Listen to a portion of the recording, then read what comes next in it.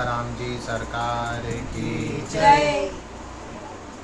हमारे पूर्व कथन के अनुसार आज से कुछ दिवस तक अपन लोग रास प्रसंग की चर्चा करेंगे। रास विषय को मैं बहुत बार पहले भी बता चुका हूँ, पहले भी इस पर सत्संग हो चुका है,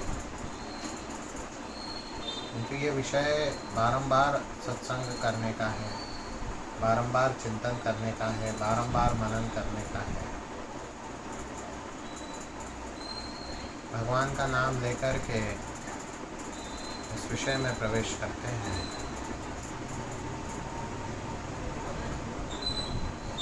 कृष्णा तीरे कोकिला के लिकीरे, गुंजा पुंजे देव पुष्पादि कुंजे, कम्बो ग्रीवौ क्षिप्त बाहु चलन्तौ, राधा कृष्णौ मंगलं मे भवेताम्।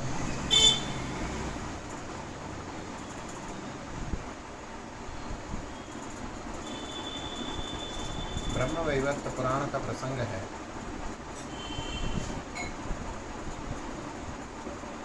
जब निर्गुण ब्रह्म ने स्वयं को श्री कृष्ण के रूप में प्रतिष्ठित किया, उसके उपरांत स्वयं के निवास के लिए निवास भूमि गोलोक प्रतिष्ठित की। और जब गोलोक प्रतिष्ठित हुआ तो गोलोक के उपरांत वहाँ पर जितना सामग्री धन धान्य इत्यादि है उन सबको प्रकट किया। और भगवान श्री कृष्ण ने लीलावश अकस्मात अपनी आह्लाद स्वरूपा शक्ति को प्रकट किया, अपनी चैतन्य रूपा शक्ति को प्रकट किया, एक सगुण रूप उन्हें भी प्रदान किया। स्वयं शक्तिमान हुए और भगवती शक्ति अपने स्वरूप में विराजी। उस शक्ति ने प्रकट होते से ही भगवान श्री कृष्ण की आराधना की और पग पग पर अर्घ्य प्रदान किए, इसलिए इनका नाम राधिका पड़ा। ये भगवान की प्रथम आराधिका हुई, इसलिए इनका नाम राधिका पड़ा, राधा पड़ा। राधा कृष्ण भगवान की ऐसी लीला है। फिर राधा जी से समस्त गोपी समुदाय प्रकट हुआ और भगवान श्री कृष्ण से समस्त गोप समुदाय प्रकट हुआ। जो भगवान के बड़े भक्त है, भगवान के जो कल्प होते हैं, प्रत्येक ब्रह्म के स्वरूप को कल्प जो है वो होते हैं, उनके हेतु कल्प होते हैं। जैसे भगवान शिव के शैव कल्प अथवा भगवान विष्णु के वैष्णव कल्प और भगवती शक्ति के शाक्त कल्प, भगवान गणेश जी महाराज के गणपत्य कल्प और भगवान सूर्य नारायण के सौर कल्प। और भले ही वैष्णव कल्प भी वर्तमान हो, विद्यमान हो, भगवान शिव की लीलाएं भी उनमें होती रहती है, सूर्य भगवान की लीलाएं भी होती हैं। श्री सूर्य भगवान का सौर कल्प विद्यमान हो तो भी उसमें भगवान नारायण की लीलाएं होती है, शिव की लीलाएं होती है। ऐसे ही बड़ा लीला रहस्य, लीला वैचित्र, लीला वैशिष्ट्य है।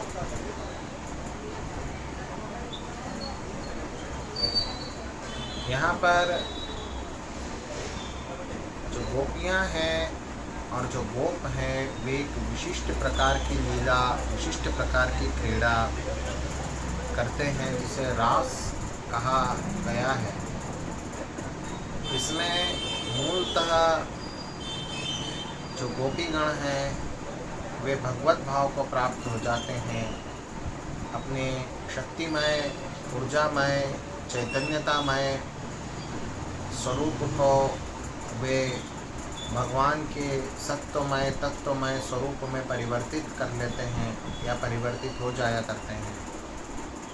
और जो भगवानमय, सत्वमय, तत्वमय स्वरूप है वे ऊर्जामय, चैतन्यतामय, शक्तिमय हो जाते हैं, विषाक्त हो जाते हैं, अर्थात गोपियाँ बन जाते हैं। कृष्ण गोपियाँ बन जाते हैं, गोपियाँ कृष्ण बन जाते हैं। रास क्रीड़ा में अनंत संभावना है, कुछ भी संभव है। अकेले भगवान श्री कृष्ण और गोपियों के पुंज, यूथ के यूथ तो भी चलता है। और भगवती माँ रास रासेश्वरी अकेली करोड़ों स्वरूप बना ले और भगवान श्री कृष्ण के साथ भिन्न भिन्न स्वरूपों में विहार करें, वो भी चलता है। क्योंकि मूलतः तो सारे गोप भगवान श्री कृष्ण के स्वरूप है, सारी गोपियाँ जो है वो भगवती माँ राधा स्वरूप है। ये सबसे प्रमुख बात है, इसका ध्यान रखना चाहिए। और राधा भगवान श्री कृष्ण से प्रकट हुई, तब भगवान के साथ में लीला कर रहे हैं। मुक्ति के विषय में मैंने बहुत बार बताया है। सालोक्य, सामीप्य, सारूप्य और सायुज्य।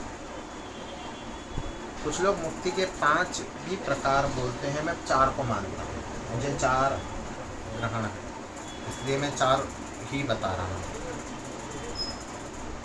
सालोक्य अर्थात भगवान का लोक प्राप्त होना, वो विभूति जो बहुत ऊंचे कर्म किए जिन्होंने, उन्हें भगवान का लोक प्राप्त होता है,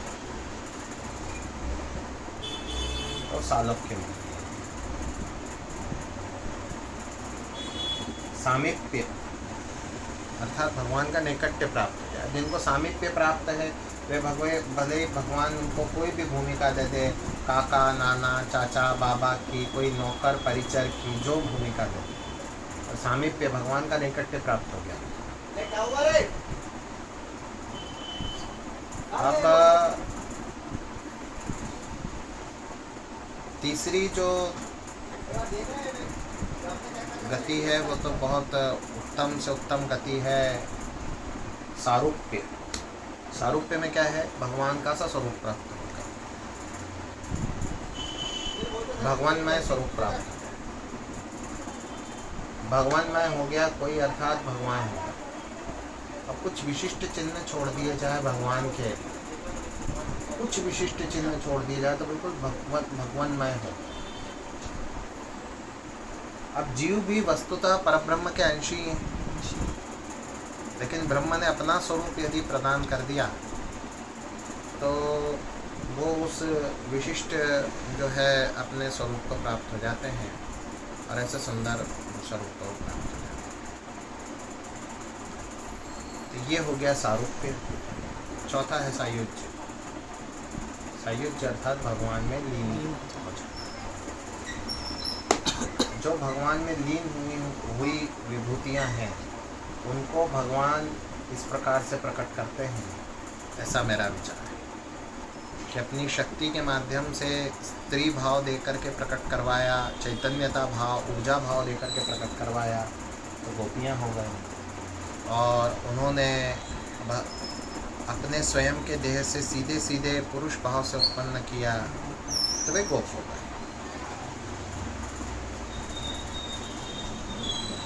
और ये जब रास क्रीड़ा खेलते हैं तो नृत्य करते हैं, क्रीड़ा करते हैं। कि क्रीड़ा कितनी तरह की है, यहाँ मैं खोल के और खुल के बताना चाहूँगा कि किसी भी प्रकार का लौकिक कामाचार, वासना इत्यादि का रास में कोई स्थान नहीं, न कहीं ये बात कही गई है। कामना भाव से गोपियों ने भगवान को भजा, अर्थात पाने की कामना से। काम अर्थात कामना होती है ना, वो भाव अलग है। कोई पति रूप में प्राप्त करना चाहे, कोई पुत्र रूप में, वो भाव अलग है। कोई पिता रूप में प्राप्त करना चाहे, किसी को पिता रूप में भी दर्शन होते हैं परमात्मा के। तो ये भाव पृथक है, ध्यान दीजिए ना, ठीक है। भगवान का ये जो भाव है कि पति रूप में किसी को प्राप्त करना, पिता भाव से, तो ये जो कामना है जीव के मन में, ये भिन्न है, ये बात भिन्न है। और एक जो स्त्री पुरुष के हृदय में वासनामय वृत्ति होती है, जिस प्रकार एक स्त्री पुरुष जो है वो गमन करते हैं, मिलन करते हैं, तो तो वो कुछ भी ऐसी कोई भी बात जिसे मैं घोषणापूर्वक कहूँगा गंदी बात, या जिसे हमारी संस्कृति में सबके सामने सार्वजनिक कहना या सार्वजनिक उसका किसी भी प्रकार से विश्लेषण करना अथवा उद्बोधनों में जिसका जो है वर्णन करना, जिसका विषय प्रकट करना शोभामान नहीं समझा जाता, ठीक नहीं समझा जाता, ऐसी बातों को करना, वैसी बातें रास प्रसंग में वास्तविकता में भी है ही नहीं। ऐसा नहीं है कि बोलना जो है उचित नहीं समझा जा रहा इसलिए नहीं बोलना, है ही नहीं। ये समझने की बात है। रास प्रसंग में केवल ये क्रीड़ाएं करते हैं, और अनेकों ऐसी लीलाएं हैं जो रास प्रसंग की हमें नहीं मालूम। हमें सिर्फ 1% में भी कुछ भाग पता है कि बस क्रीड़ा करते हैं। इसलिए विद्वानों ने नृत्य सरीखे चित्र प्रस्तुत करे कि नृत्य कर रहे हैं, कि गोप गोपियाँ परस्पर नृत्य कर रहे हैं। पहले नृत्य होते ही थे ना, लोक नृत्य तो सभी जो है प्रांतों में प्रसिद्ध है। आप देखो लोक नृत्य जो होते हैं हमारे यहाँ की और दूसरी भूमियों की भी बड़ी विशेषताएं हैं। अलग अलग प्रकार के लोक नृत्य हैं। केरल में अलग हैं, कश्मीर में अलग है, हिमाचल में अलग है ना जी, पूर्वोत्तर में अलग है। गुजरात में गरबा भी अपने यहाँ गरबा नृत्य हुआ, जिसमें ढोल का और एक विशेष जो रिदम है ना, उसका बड़ा जो है महात्म्य है। गरबा हुआ, दाखला रास हुआ और रास हुआ, ये इस तरह के नृत्य वहाँ पे प्रसिद्ध हैं। दक्षिण भारत में भी इसी प्रकार के नृत्य प्रसिद्ध है, बिहार में है, और इस तरह से बहुत सारे तो नृत्य करना, परस्पर स्वरूप परिवर्तित कर लेना, परस्पर भोजन बनाना, परस्पर जो भी क्रीड़ाएँ हो सकती वो सारी क्रीड़ाएँ करना। लोक उत्पन्न कर देते इतने में, अर्थात सृष्टियाँ उत्पन्न हो जाती रास क्रीड़ा करते करते, और वो सृष्टि लय हो जाती, ये भी हो जाती। तो रास क्रीड़ा समझ में आना हमको बहुत आवश्यक है, और जन को मैं समझता हूँ समझ में आना आवश्यक है। अब मैं जन की बात इसलिए नहीं करता हूँ क्योंकि भगवत भक्त मंडल भगवान ने आज तक तो सीमित ही रखा है। तो मैं सोचता हूँ आप लोगों को समझ में आनी आवश्यक है, और विशेष करके बच्चों को कहूँगा, अपनी या बच्चे को कहूँगा कि जो विषय आपको समझ में आए और वो कोई जानने को उत्कंठित दिखे तो उसे यहाँ हमारे द्वारा जो है समझाया जाना चाहिए। स्वयं समझाओ, उसमें जो है तिल का ताड़ बन सकता है, ताड़ का तिल बन सकता है, ये भी हो सकता है। विषय कठिन है ना, क्लिष्ट नहीं, क्लिष्टता में इस पर बहुत बखेड़े भी खड़े हुए हैं, पर बिल्कुल बच्चा बुद्धि से समझना चाहिए। जब हम सत्संग करने बैठे हैं तो बच्चा बुद्धि से, हम सत्संग में जो है ना एडल्ट बुद्धि अपनी प्रयोग करने हैं। एडल्ट बुद्धि वाले सत्संग में बैठ नहीं सकते, इसलिए अपने सत्संग में लोग नहीं बैठते। बच्चा बुद्धि से बैठने वाले जो लोग हो आओ अपने पास से। बहुत सूखी बात है, बहुत सीधी बात है, बहुत स्पष्ट बात है, सीधी सी बात न मिर्च मसाला। ये जो भगवान की जो लीलाएं हैं इसमें किसी भी प्रकार की सांसारिकता का प्रवेश नहीं है।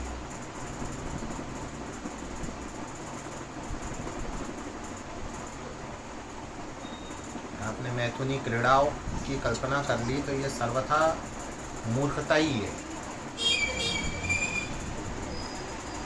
रास क्या हो सकता है, ये भगवान के उन भक्तों के अतिरिक्त जिन्हें भगवान का कम से कम सालोक्य प्राप्त है, कि वह भगवान के लोक में निवास करते हैं, उनको भी कुछ पता है। और जिनको भगवान ने जो है पूरी तरह से अधिकार दे रखे हैं, ऑथोराइज कर रखा है, उनको फिर पता है कि रास कैसी क्रीड़ा होती है और क्या होता है। ये इस प्रकार से रास क्रीड़ा होती है। अब भगवान को पाना समस्त जीव चाहते हैं। कोई जीव ऐसा नहीं जो भगवान को पाना नहीं चाहे। अर्थात सृष्टि में भगवान ने स्वयं जिस भी विधा को उत्पन्न किया उसने कहा कि मुझे तो भगवान की प्राप्ति करनी, भगवान को देखते से। ये है भगवान कि आपने भगवान के स्वरूप को देख लिया। अज्ञान है इसलिए हमको दूसरी 50 बातें सोचती है दिन भर, बस यही अज्ञान है, यही विषय है। जिस दिन भगवान के स्वरूप की झलक भी हमको मिल गई, झलक भी हमको मिल गई, उस दिन तो पूरी तरह से जो है समर्पित हो जाना है। उस दिन कहना है बस ये पाना है, बस और कुछ नहीं पाना है। सारा स्वाद व्यर्थ, सारी सांसारिकता व्यर्थ, सारी धन संपदा व्यर्थ, सब व्यर्थ है। ये असली है, बाकी सब नकली है। और ये जीवी है जो ब्रह्म को बहुत अच्छे से पहचानता है, क्योंकि जीवी तो विलग है उनसे। इस विषय पे भी देखिए बहुत सारे विवाद मिलेंगे कि कोई कहेंगे कि जीव और ब्रह्म दोनों ब्रह्मी हैं, कोई कहेंगे कि ब्रह्म का पृथक अस्तित्व और जीव का पृथक अस्तित्व। अपन ने इन सब बातों की डेप्थ में नहीं जाना, इन बातों की चर्चा कभी बाद में करने की है। अभी तो अपन आनंद लें कथा। समझ में आ रहा है? इतना समझ में है? बड़ा बहुत आराम से समझने में बहुत अच्छा लगा। अब जब भगवान ने सृष्टि कार्य आरंभ किया तो भगवान की श्वास से वेद उत्पन्न हुआ। वेद क्या है? भगवान के निश्वास की विधाता जो है, उनको तत्व का संचार करना है तो सृष्टि में वेद रहेंगे। वेद का क्या स्वरूप किस लोक में रहेगा ये परमात्मा जानते हैं। वेद से सृष्टि स्थिर है, वेद से सृष्टि में तत्व है, वेद से सृष्टि में प्राण है। जस्ट लाइक इंजन इन कार, वैसी है वेद की। अब वेद जो उत्पन्न किए तो आप लोगों की बुद्धि में आएगा कि पुस्तकें उत्पन्न करें, कि भगवान की सांस से बुक्स हुई। जो वेदाक्षर है, वेद में जो अक्षर है। अच्छा, मैं बात रोक के यही कहूँगा कि मैं बहुत साधारण भाषा में समझा रहा हूँ।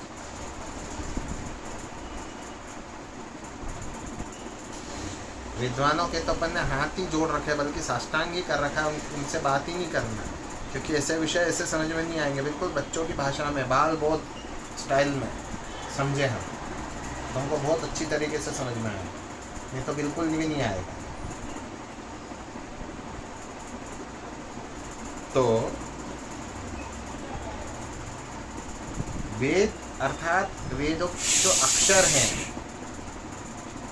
जैसे ग्वम जी, गुं भी बोलते हैं, तो वो जहाँ जहाँ प्रकट हुए, करोड़ों अरबों रूप धारण करके तो वो प्रकट हुए। और ऐसे श्रुति के जो करोड़ों अरबों खरबों जो स्वरूप हैं, वो स्वरूप देवताओं के रूप में प्रकट हुए, और वैसा समूह सा उत्पन्न हुआ। भगवान के सामने ये एक बिल्कुल मच्छर की तरह वो प्रतीत हो रहा है, खरबों अरबों का। और भगवान के श्री स्वरूप की जब झांकी की तो हाथ जोड़ के प्रार्थना की सबने कि भगवान आपका स्वरूप प्राप्त करें, हमको तो आपको प्राप्त करें। भगवान के दर्शन करके कोई इच्छा, कोई उत्कंठा, कोई कामना, कोई अभिलाषा खाली नहीं रहती। भगवान का दर्शन करके करोड़ों भी इच्छाएं हैं, क्योंकि प्रकट ही उनकी इच्छा से हो रही है, तो वो जो है आपकी ऐसे नहीं खाली नहीं जाएगी। तो भगवान ने कहा द्वापरांत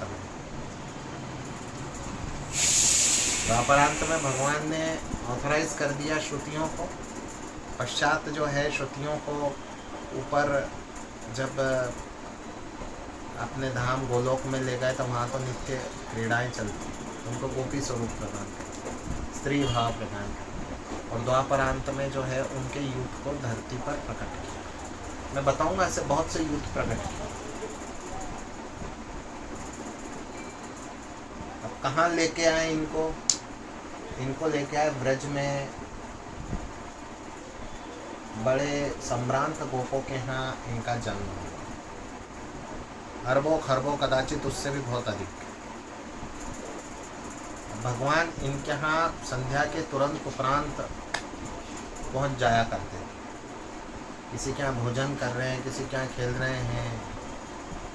अब गोपियाँ भी भिन्न भिन्न वय की थी, इसलिए ये सारे जो प्रसंग है टीवी पे दिखाने में बैन लगाना चाहिए।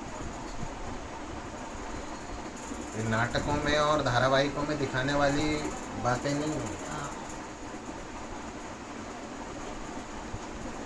कोई तो बच्ची है छोटी सी, और कोई की अवस्था ऐसी हो गई कि बस अब किसी के साथ तो भगवान खेल रहे हैं, किसी के यहाँ माखन चोरी कर रहे हैं, किसी के यहाँ नृत्य कर रहे हैं, कहीं बैठ के ज्ञान की बातें कर रहे हैं, और पता नहीं कितनी तरह की क्रीड़ाएं कर रहे हैं। और मैं पुनः कह रहा हूँ कि किसी भी क्रीड़ा में ऐसी बातें जो सामाजिक रूप से कहने सुनने में अनैतिक लगे, जो बोलना अशोभनीय हो, वैसी कोई क्रीड़ा नहीं थी नहीं ऐसी क्रीड़ा। ऐसा नहीं कि मैं बोल नहीं रहा हूँ, थी नहीं। क्योंकि ऐसा भी प्रसारित कर दिया गया है, प्रचारित कर दिया। मैं कितनी बातें बताऊं।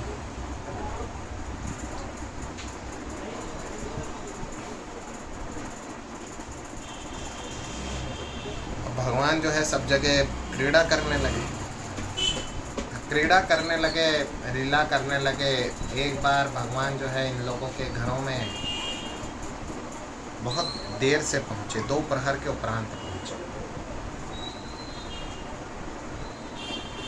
अब जिनको हम देवता मानते हैं, उनसे ऊंचा देवत्व तो इनको आरंभ में प्राप्त था, लगभग विधाता के समकक्ष। वहाँ तक मानवीय बुद्धि पहुँच पाना सर्वथा असंभव है। नहीं तो मैं ये भी कह सकता हूँ कि हो सकता है विधाता से भी ऊपर की पोजीशन थी, उसमें तो ये प्रकट हुए थे। ब्रह्म के निश्वास थे, जैसे नाभि कमल से ब्रह्मा जी प्रकट हुआ, जो साक्षात परमात्मा का ही अवतार ही मानना चाहिए।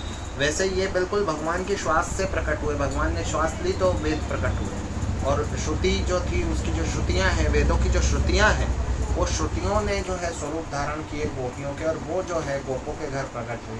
और गोप भी वो महान विभूति हैं जिन्हें भगवान का जो है सामीप्य प्राप्त हुआ था, भगवत भक्त थे, तो उनके घरों में पुत्रियों के रूप में इनका जन्म हुआ। और वहाँ जो है आप विहार कर रही हैं, वहाँ जो आप जो है सुंदर मंगल कृत्य कर रही है, और वहाँ पर आपको जो है परमात्मा का सानिध्य प्राप्त होता है। और बस क्रीड़ा ऐसी ही चल रही है कि जो ना भगवान कभी गोपी बन जा रहे हैं, और गोपी कभी भगवान बन जा रही है, और तरह तरह की लीला, तरह तरह की क्रीड़ा, और ऐसी सुंदर और मंगलमय लीला और क्रीड़ा हो रही है कि मैं क्या वर्णन करूँ उसका।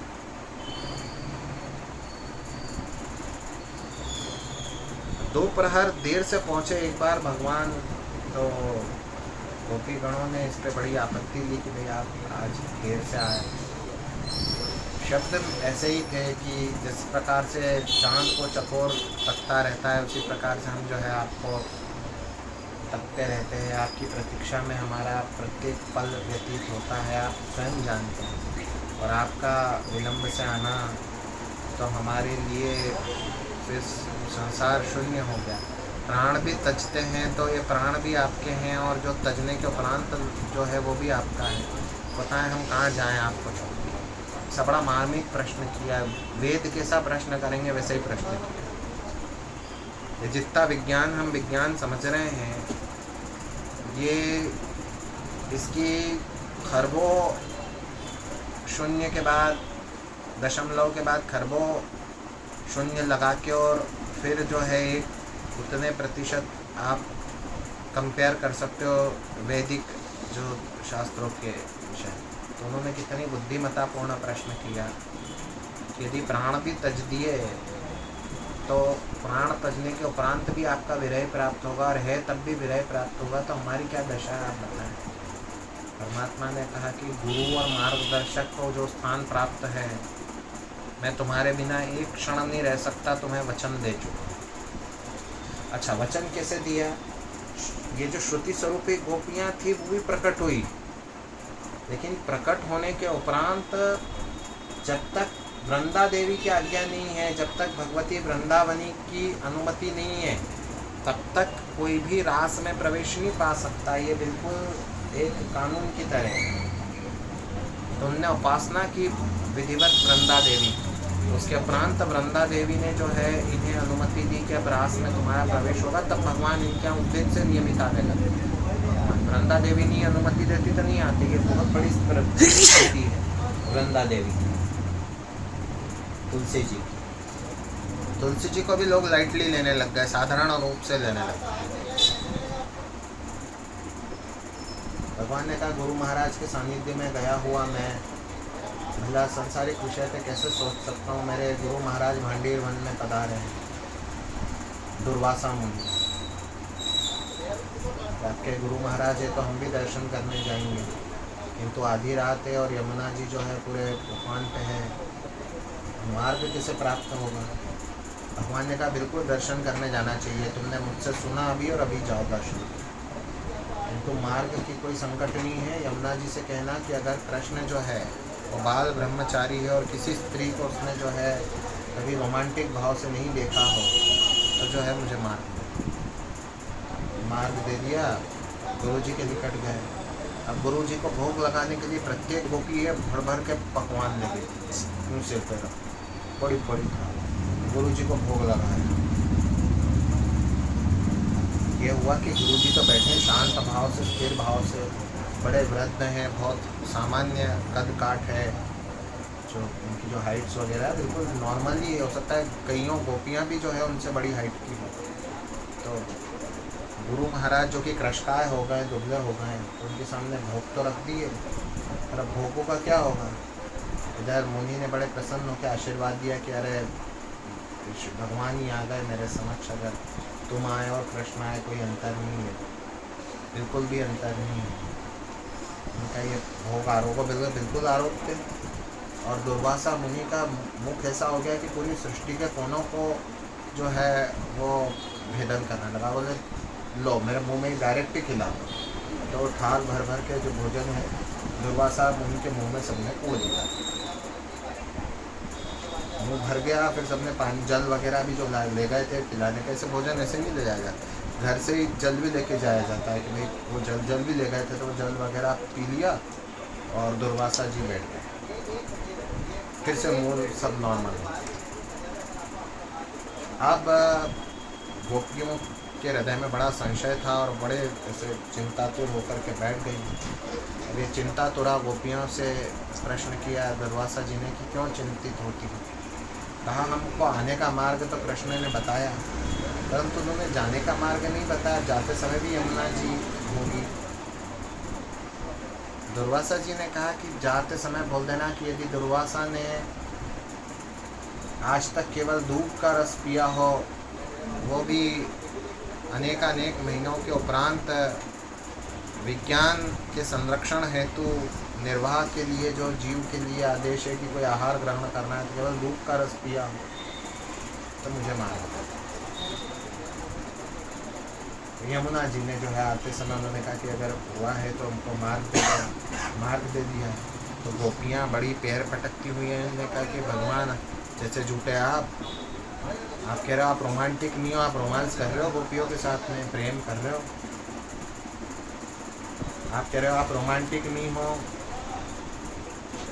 यमुना जी ने भी आपकी झूठ मान के मार्ग दे दिया, वो भी झूठी दिख रही है बिल्कुल। इस प्रकरण में आपके साथ खड़ी नजर आती है। आपके गुरु महाराज भी झूठे। गुरु महाराज ने इतना भोजन, पूरी सृष्टि कर लेती उतना भोजन गुरु महाराज ने 1 सेकंड में कर लिया और कह दिया कि जो है मैं दूध का रस पीता हूँ तो मेरे को मार्ग दे दो। तो क्या इसका अभिप्राय क्या निकला कि ये सब झूठे हैं। संदेह निवृत्ति करें। परमात्मा से भक्त सब कुछ कह सकते हैं। परमात्मा ने कहा कि देखो ऐसा नहीं है। दुर्वासा जी ने तुम्हारी मान रखने को भोजन किया, किंतु वो भोजन वैसा है जैसे मैं उदाहरण पे आता हूँ यहाँ। ये भगवत वाणी नहीं है, ये दास की वाणी है, समझाने के लिए यहाँ पे कही जा रही है। जैसे आप लोगों से कहा जाए कि ये घास है, इसको खा लो, या खा ली, या महाराणा प्रताप ने घास की रोटी जब खाई होगी तो इसलिए कि निर्वाह के लिए आपको घास की रोटी लगेगी, अन्यथा तो एसिडिटी हो जाएंगी। आपको कुछ भी निर्वाह के लिए लगेगा, अथवा निर्वाह या तो निर्वाह के लिए आवश्यकता के लिए, अर्थात आपको न तो उसका व्यसन है, और कईयों को तो आवश्यकता भी नहीं है, न तो उनको उसकी आवश्यकता थी आहार की, न उनको इच्छा थी। व्यसन तो दूर की बात है, न दूर दूर तक कोई इच्छा थी। आप लाए हो तो उन्होंने निर्विकार भाव से उसको ग्रहण किया, और ग्रहण करके जो है वो उनके अंदर कहीं ना कहीं लुप्त हो गया। कोई पचने वगैरह वाली भी बात नहीं। आप भोजन करते हो तो आपकी इच्छा रहती है, आप खाओगे तो आपकी या तो इच्छा बनेगी या अनिच्छा बनेगी, या सम रहोगे कि खाना इसलिए खा लिया। पर यहाँ तो तीनों ही भावना नहीं थी ना।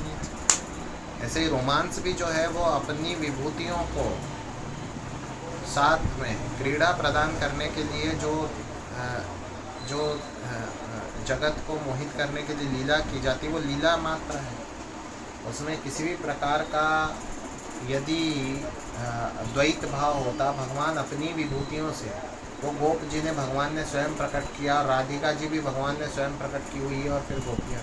यहाँ श्रुतियों की बात करें तो श्रुतियाँ भगवान की निश्वास, तो श्वास के साथ प्रेम थोड़ी करे। प्रेम करने के लिए एक स्त्री पुरुष होना आवश्यक है ना, तो परमात्मा के अतिरिक्त और है कौन? और इस तत्व को जानने वाली यमुना जी भी झूठी कैसी? तो इस प्रकार से पहला प्रसंग है रास का, जिसे मैंने बड़े संक्षिप्त रूप से भगवत भक्तों के समक्ष प्रकट किया। भगवान सभी भक्तों का मंगल करे, सभी भक्तों पर कृपा करे। श्री कृष्ण गोविंद।